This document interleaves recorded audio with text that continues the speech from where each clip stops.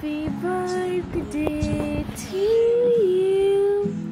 Happy birthday to you.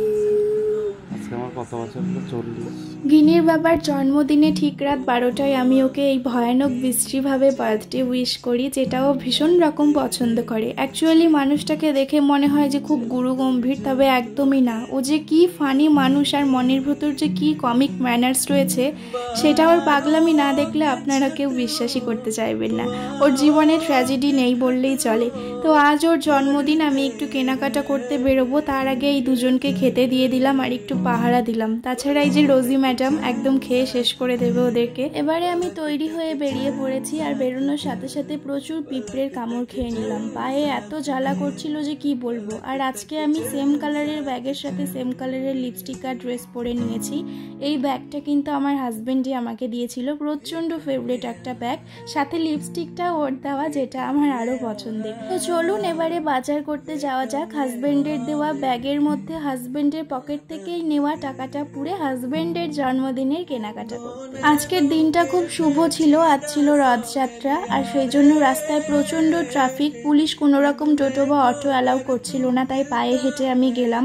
আর রাস্তায় বেরিয়ে এত অদ্ভুত অনুভূতি হচ্ছিল না, কি যে ভালো লাগছিল হাঁটতে আজকে। আর নদীর পুরো জলে ভরা, এত সুন্দর দৃশ্য যে আমি সেটাকে মিস করতে চাইলাম না কিছুতে। তো চলুন প্রাকৃতিক দৃশ্য দেখতে দেখতে আমার সমস্ত বাজার করা কিন্তু হয়ে গিয়েছে। লাস্টে নিয়ে নিলাম কেকটা। এদিকে আমি পছন্দের মানুষের জন্য নেওয়া কেকটার ওপর আমারই দেওয়া একটা পছন্দের নাম লিখিয়ে বাকি জিনিসপত্র নিয়ে বাড়িতে ফিরে আসি।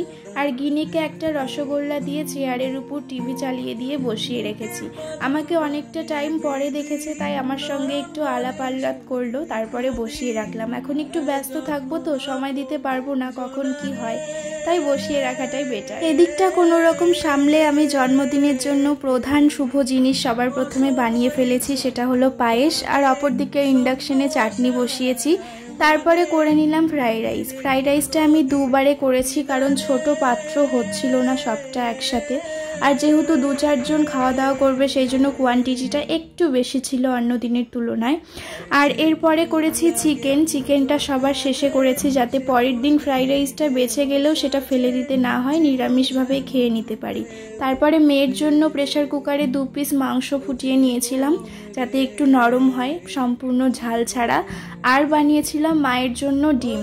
মা যেহেতু মুরগির মাংসর ধারে কাছে নেই, সেই জন্য ডিমটা বানিয়েছিলাম। ডিম কিন্তু মায়ের ভীষণ পছন্দের। আর মা ফ্রাইড রাইসটাও একেবারেই পছন্দ করে না মায়ের জন্য, তাই বানিয়েছিলাম সাদা ভাত। তাই মায়ের জন্য এই চাটনি, পায়েস, ডিম, সাদা ভাত, কেক, রসগোল্লা এগুলো ছিল।